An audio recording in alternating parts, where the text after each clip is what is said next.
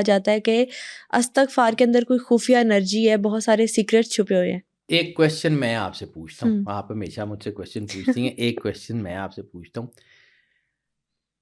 توبہ یا استغفار, آپ کا اس کے بارے میں کیا خیال ہے, یہ کیا ہو سکتی ہے, یا اس کے لیے سب سے زیادہ ضروری چیز کیا چاہیے آپ کو؟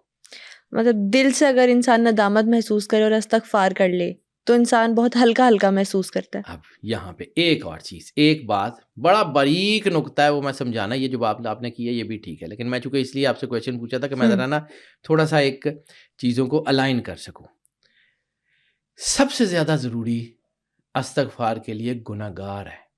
اب یہ بڑا باریک نقطہ, یہ لوگوں کو اوفینڈ کر دے گا, لیکن سمجھیے, آدم علیہ السلام کی دعا, آدم علیہ السلام نبی ہے نا, اللہ نے بڑا کمال کا آدم علیہ السلام کو مرتبہ دیا ہے, خلیفۃ اللہ فی الارض کا تاج بھی ہے.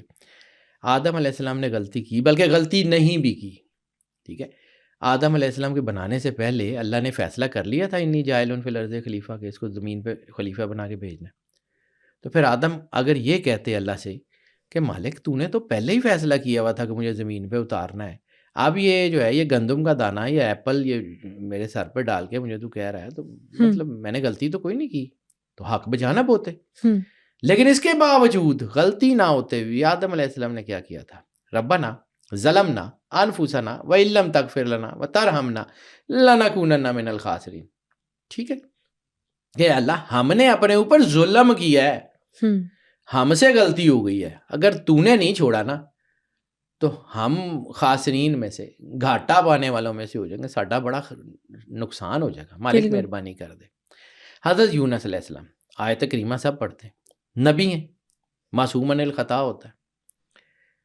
نبی جب مچھلی کے پیٹ میں قید ہوتے ہیں تو کیا پڑھتے ہیں, لا الہ الا انت سبحانک انی کنت من الظالمین, کہ مالک میں ظالم ہوں. تو سب سے پہلے اکنالجمنٹ کہ آپ نے غلطی کی ہے. سرکار ختمی مرتبت بادشاہ کونین سرور انبیاء صلی اللہ علیہ وسلم کا فرمان ہے, غرور کی بہت سی قسمیں ہیں, سب سے بڑا غرور تقوی کا ہے. جب آپ کے اندر یہ ہے کہ میں حاجی, میں نمازی, میں نیک, میں پاک, کس چیز کی توبہ کریں گے؟ سب سے پہلے اپنے آپ کو گناہگار مانیں گے, سب سے پہلے اپنے آپ کو ظالم مانیں گے, پھر اللہ کی طرف جائیں گے, پھر ندامت ہوگی. جب آپ کو یہ احساس ہوگا کہ آپ نے غلط کام کیا ہے, پھر آپ کے اندر ایک ندامت آئے گی نا, ندامت کہ جہاں پہ عبادتیں قبول نہیں ہوتی وہاں ندامتیں قبول ہو جاتی ہیں. یہ ندامت ہوتی کیا ہے, یہ استغفار کے راز کیا ہے, اس کو سمجھیے گا. ہر مشکل, ہر پریشانی کا راز سرنڈر میں چھپا ہوا ہے. بے شک. سرنڈر کی معراج کیا ہے؟ سجدہ. یعنی آپ کا پرائیڈ ہے, آپ کا ماتھا, آپ کا ناک, آپ نے وہ زمین پہ رکھ دی ہے, مالک تو جان, تیرے سے بڑا کوئی نہیں ہے, سب تعریف تیری ہے, تو ہی رب اعلی ہے, تو ہی مالک ہے, تو ہی کارساز ہے, سب کچھ. میں اکثر ایک بات سمجھاتا ہوں, بیٹا نماز تو سارے پڑھتے ہیں, اختلاف ہو سکتا ہے, ہاتھ باندھ کے, ہاتھ کھول کے, یہاں باندھ کے, یہاں باندھ کے, لیکن ایک چیز تو ساری فقہ میں کامن ہے نا, وہ یہ ہے بالکل رفع یدین. رفع یدین کا انگلش میں ترجمہ کیا ہے؟ ہینڈز اپ. ہینڈز اپ کا مطلب کیا ہے کہ میرے سارے ایفرٹس, میری ساری چیزیں وہ پڑی ہوئی ہیں, میں مالک ہاتھ اٹھاتا ہوں, آئے سرنڈر, تو رب ہے, تو ہی کارساز ہے. یہاں سے شروع ہوتی ہے. یہ کہا تھا بلے شاہ نے, تیرا دل کھڈاوے منڈے کڑیاں, کیتی رب نال 420. ٹھیک ہے, مسلے پہ کھڑے ہوتے ہیں, اللہ کے سامنے کھڑے ہوتے ہیں, دھیان اللہ کی طرف ہوتا ہی نہیں. راستہ کنیکٹیوٹی میں ہے, راستہ جڑنے میں ہے, راستہ یعنی دو فینومیناز ہیں کائنات کے, ایک ہے سکوت اور ایک ہے سکون. سکوت کیا ہے؟ سائلنس, نو نتھنگ, کچھ بھی ہے کچھ نہیں. اور سکون کیا ہے؟ Peace of mind.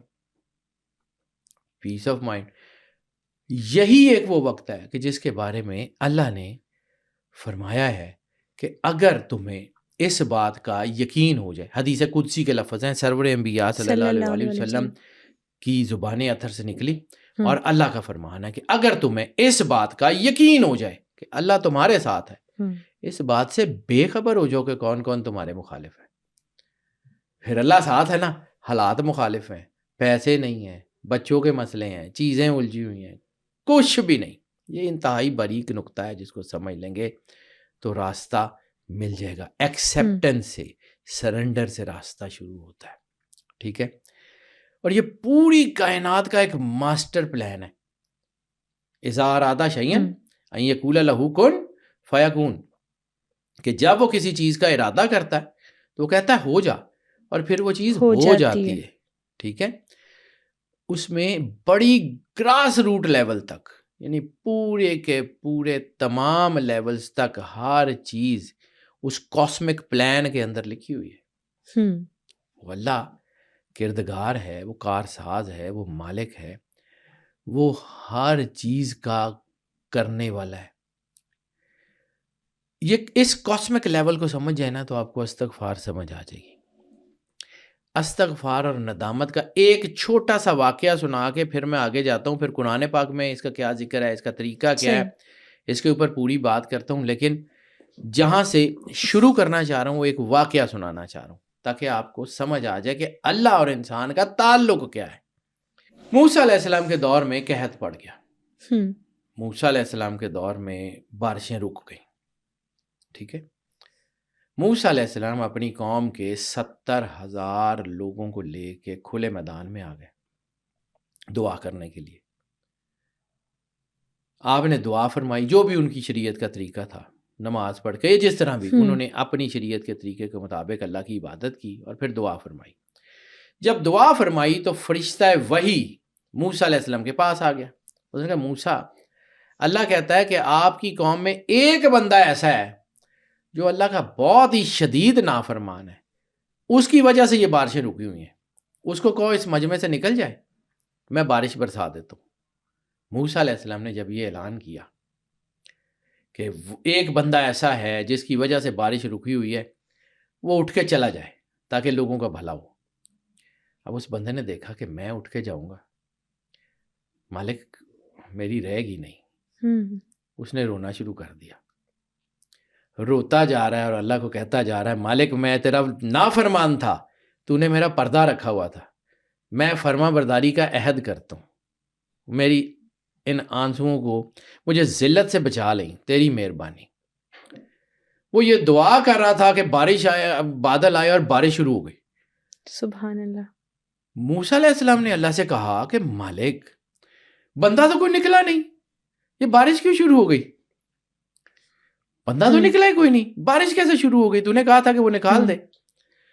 تو اللہ نے کہا کہ اس نے ندامت کے آنسوؤں سے مجھے پکارا تھا، اس نے استغفار کی تھی، تو میں نے اس کو بخش دیا، میں نے اپنا فیصلہ بدل لیا. اب موسیٰ علیہ السلام نے اللہ کو پھر کہا کہ یا اللہ مجھے ملوا تو صحیح، وہ بندہ کون ہے؟ مجھے آخر میں نبی ہوں، مجھے بندہ تو ملوا دے، وہ کون تھا جس کی وجہ سے پہلے تو نے بارش روکی اور اب جس کی وجہ سے بارش کی ہے. تو اللہ نے ایک جملہ کہا تھا، وہی جملہ جو اس بندے نے اللہ کو کہا تھا، موسیٰ جب وہ میرا نافرمان تھا میں نے اس وقت اس کی پردہ داری نہیں کی، میں نے اس وقت اس کو رسوا نہیں کیا، اب تو وہ میرا فرما بردار ہے، میں اب اس کو کیسے تیرے سامنے جو ہے وہ اس کا پردہ اتار دوں کہ اس کی وجہ سے بارش بند تھی. تو بیٹا استغفار میں بہت راز ہیں، اس ندامت کے آنسو میں بہت راز ہیں. یہ آنسو کا ایک قطرہ جو ندامت سے یا اللہ کے خوف سے نکلتا ہے، یہ صرف قطرہ نہیں ہے، یہ پوری کائنات کے کاسمک سسٹم کو اس سے خطرہ ہے. یہ اتنی بڑی طاقت ہے، یہ لفظوں کی گیم نہیں ہے بیٹا. اب میں نا کچھ آیات سے آپ کو استغفار کا جو بیسک فینومینا ہے نا وہ بتانے کی کوشش کرتا ہوں. صحیح. ایک تو استغفار کا طریقہ اللہ نے قرآن پاک میں بتایا ہے، استغفار کرنے کا بھی کوئی اسپیسیفک طریقہ ہے اللہ نے بتایا ہے اور بڑا شاندار طریقہ ہے. اور ایک استغفار کا صلہ اللہ کیا دیتا ہے وہ بھی بتاتا ہوں. یعنی استغفار صرف چند لفظ نہیں ہے. اور میں نے آپ کو ایک بات کہی تھی کسی پوڈ کاسٹ میں ضمناً، اب اس کی تفصیل بیان کرتا ہوں. میں نے کہا تھا استغفار کی تسبیح نہ ہاتھوں پہ نہ منکوں پہ ہوتی نہیں ہے، استغفار کی تسبیح آنسوؤں پہ ہوتی ہے. اللہ نے پوری کائنات کا ایک سوشل فارمولا دیا ہے قرآن پاک میں کہ استغفار کرو گے تو میں کیا کروں گا، اور ایک فارمولا دیا ہے اللہ نے قرآن پاک میں ہی کہ استغفار کیسے کرنی ہے۔ تو پہلے بات کرتے ہیں استغفار کیسے کرنی ہے۔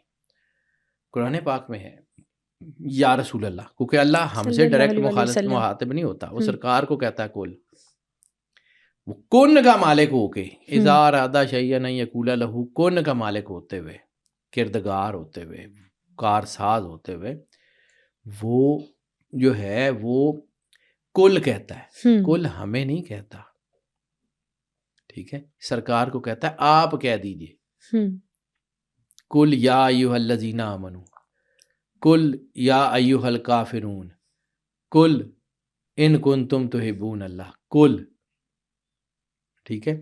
یہ کل کو سمجھیے، آپ کو کل کا کل سمجھ آ جائے گا، لیکن اگر آپ کو ایک لفظ کل سمجھ آ گیا قرآن پاک میں، ٹھیک ہے،